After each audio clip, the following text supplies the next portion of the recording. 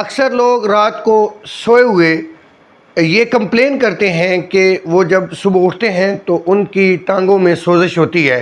कभी एक टांग में सोजिश ज़्यादा हो जाती है, कभी दोनों टांगों में हो सकती है।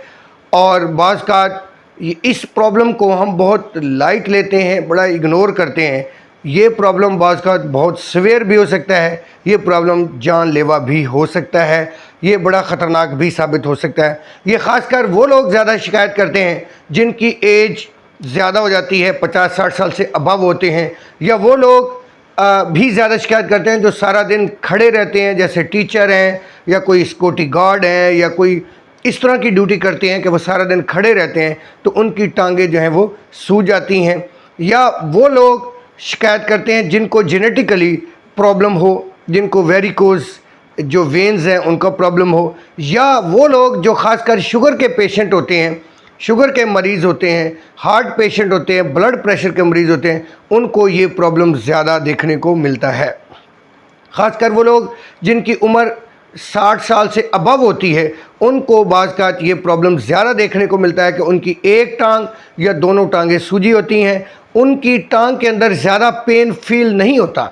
अब अलामात कौन सी होती हैं कि उनको दर्द ज़्यादा महसूस नहीं होता, लेकिन वो उससे चिड़चिड़ा सा फील करते हैं, हैवी सा फील करते हैं, वो बोझ बोझ सा फील करते हैं, उनको टांग को हिलाते हुए एक टाइटनेस सी फील होती है, वो सही तरह चल नहीं पा रहे होते, वो टाइटनेस फील कर रहे होते हैं और वो उसकी मूवमेंट जो है वो बता रही होती है कि उनको अच्छा नहीं लग रहा। या ये जो वजह है, या तो बहुत ज़्यादा चलने से वो हो सकती है, या बहुत ज़्यादा बैठने की पोजीशन से, या सिटिंग पोजीशन, या खड़े रहने की पोजीशन से ये चीज़ें ज़्यादा वाज़ेह हो जाती हैं। ये सोजिश एक टांग में भी हो सकती है, ये सोजिश दोनों टांग में भी हो सकती है। ये रात को अक्सर बढ़ जाती है और दिन को जो है ये कम हो जाती है। तो इसको अगर हम आज इसके ऊपर बात करते हैं तो इसको कहते हैं CVI। जो एक मेजर वजह हो सकती है वो CVI हो सकती है, जिसे कहते हैं क्रोनिक वेनस इनसफिशेंसी।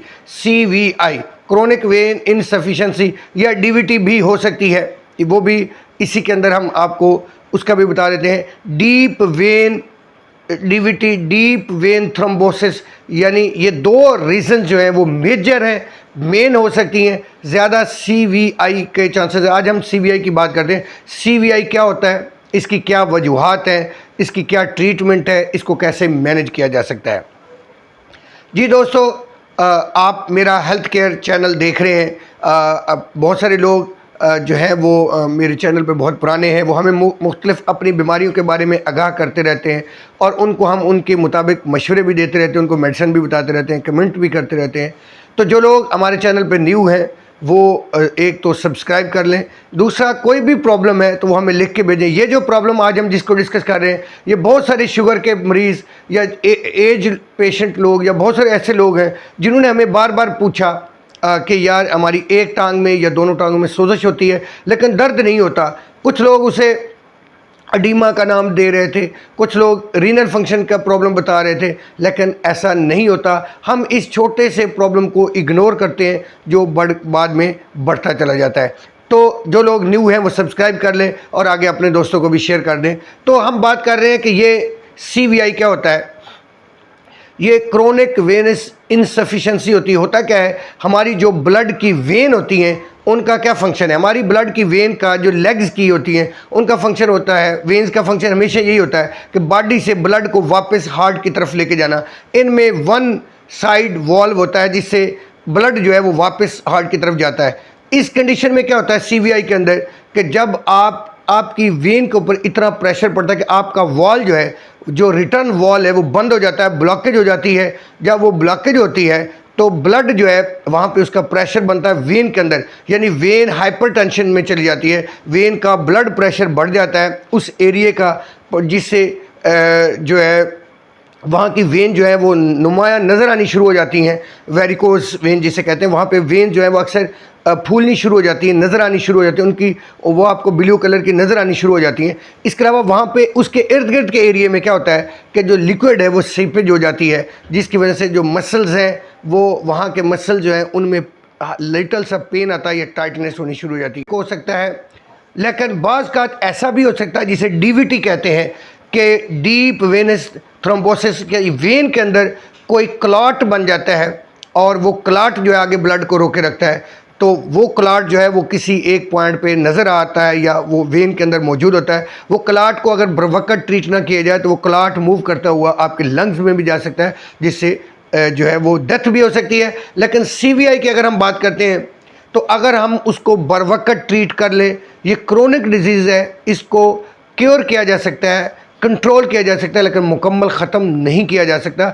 लेकिन इसको आप क्योर कर सकते हैं, इसको ट्रीट कर सकते हैं। लेकिन अगर हम इसको इग्नोर करते रहें तो होता क्या है कि यही जो है वो यहाँ पे ज़ख़म बनने शुरू हो जाते हैं, वाउंड बनने शुरू हो जाते हैं, यहाँ अल्सर बनना शुरू हो जाता है, जो बाद में ज़्यादा ख़तरनाक हो जाता है। तो हम अगर इसकी ट्रीटमेंट की बात करें कि CVI जो है इसको इसके टेस्ट कौन से हैं? एक तो ये चूँकि फ़िज़िकल मैकेनिकल आपको नज़र आ रहा होता है कि यहाँ प्रॉब्लम है। दूसरा इसके लिए डॉपलर टेस्ट है, जो डॉपलर अल्ट्रासाउंड है, जिससे उस वेन की जो है वो इमेजेस लिए जा सकते हैं कि यहाँ पे ब्लॉकेज है, यहाँ पे प्रॉब्लम है, जिससे आपको आइडिया हो सकता है कि ये कहाँ इसके स्कैनिंग के मुख्तलिफ हैं तरीके जहाँ से ये इसको ट्रीटमेंट किया जा सकता है, इसको डायग्नोज किया जा सकता है। अब हम ट्रीटमेंट की बात करते हैं तो इसका सबसे बेस्ट और मैंडेटरी जो तरीका है वो कंप्रेशन स्टॉकिंग है। यानी आपने एक जो कंप्रेशंस है वो आपने चढ़ाना होता है, जो नी से लेके ऊपर तक आपने मुकम्मल लेग तक, लेंथ तक उसको चढ़ाना होता है। याद रखिएगा इसकी जो सिलेक्शन है वो बहुत ज़रूरी है। आपने ये नहीं है कि ऐसे ही कोई ले लें, ये मेडिकल ग्रेड का आपने लेना है, ये मैंडेटरी है ऐसे लोगों के लिए जिनके ये प्रॉब्लम है, वो ज़रूर पहने। और नंबर 1 ये मेडिकल ग्रेड का होना चाहिए। नंबर 2 इसको आपने हमेशा मॉर्निंग टाइम में पहनना है, नाइट को बिल्कुल नहीं पहनना। जब आप सोने लगें तो इसको उतार दें। सोज़श स्टार्ट होने से पहले आपने इसको सुबह मॉर्निंग, अर्ली मॉर्निंग आपने पहन लेना है। रात को जैसे आप सोने लगें इसको उतार देना है। इसके अलावा कहीं इसको फोल्ड करके नहीं रखना। इसके अलावा इसको वॉश करते रहना है, ये हर 6 महीने के बाद इसको चेंज करना है। और जो सबसे इम्पोर्टेंट है, इसके ऊपर प्रेशर लिखा होता है, जो अगर बहुत माइनर है तो वो 10 से 20 mmHg यानी प्रेशर वाला इस्तेमाल करते हैं। जिनको CVI है, ख़ासकर जिनको क्रोनिक वेनस इनसफिशेंसी है, यानी जिनके पाँव में सोज, वो 20 से 30 mmHg वाला। लेकिन अगर बहुत ज़्यादा हाई लेवल का है, जिनको ऑपरेटिव टाइप है, डॉक्टर जिनको रिकमेंड करते हैं वो 30 से 40 वाला इस्तेमाल करते हैं। लेकिन ये जो मॉडरेट है ये मोस्टली यूज़ किया जाता है। जिनकी जो mmHg है वो 30 mmHg होता है। 30 प्रेशर का आपने यूज़ करना है। ये बड़ा ज़रूरी है क्योंकि बहुत ज़्यादा टाइट इस्तेमाल करने से भी आपको प्रॉब्लम हो सकता है और बहुत लूज़ पहनने से भी आप उसके फ़ायदा हासिल नहीं कर सकते। ये एक बहुत ज़रूरी है। इसके अलावा आपने सोते हुए हर रोज़ 15 से 20 मिनट के लिए अपनी लेग्स को ऊपर एलिवेट करना है, यानी ऊपर उठा कर रखना है, इससे भी फ़र्क पड़ता है। इसके अलावा आपने एक ही जगह पे खड़े नहीं रहना, या एक ही जगह बैठना नहीं है। आपने अपनी हरकत जो है रखेंगे, जिससे आपका ये प्रॉब्लम जो है काफ़ी हद तक बेटर होता ही रहेगा। इसके अलावा आपने अपनी जो इस स्किन को, चूँकि वो ड्राइनेस हो जाती है, तो उसको मॉइस्चराइज रखना है। स्किन को मॉइस्चराइजिंग रखना भी बहुत ज़रूरी है। इसके अलावा मेडिसिन है, जो डॉक्टर के पास आप जाएंगे तो डॉक्टर आपको इसमें कॉम्बिनेशन में मेडिसिन देगा, जिसमें डायोस्माइन है। डायोस्माइन के साथ जो है हेस्पेरिडीन जो है ये दे सकता है, या दूसरी कोई और डॉक्टर जो है वो आपको इसके साथ मेडिसिन देगा। वो क्या करेगा, आपकी स्वेलिंग और जो पेन है और ये चीज़ें जो है वो कम करेगा। तो ये कॉम्बिनेशन में डायोस्माइन प्लस हेस्पेरिडीन ये डॉक्टर मोस्टली देते हैं।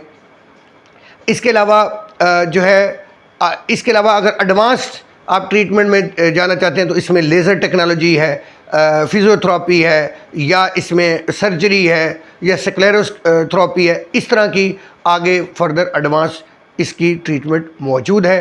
तो आज की इन्फॉर्मेशन के लिए है कि जो लोग इस तरह के प्रॉब्लम का शिकार हैं वो इमीडिएटली अपना जो है वो ट्रीटमेंट करवाएं। आज ही डॉक्टर से कंसल्ट करें और फ़ौरन ही जो कंप्रेशन स्टॉकिंग है और ये जो चीज़ें हैं ये आज ही स्टार्ट करें, ताकि जो है जो वेन की ब्लॉकेज है उससे ओवरकम किया जा सके। बहुत शुक्रिया।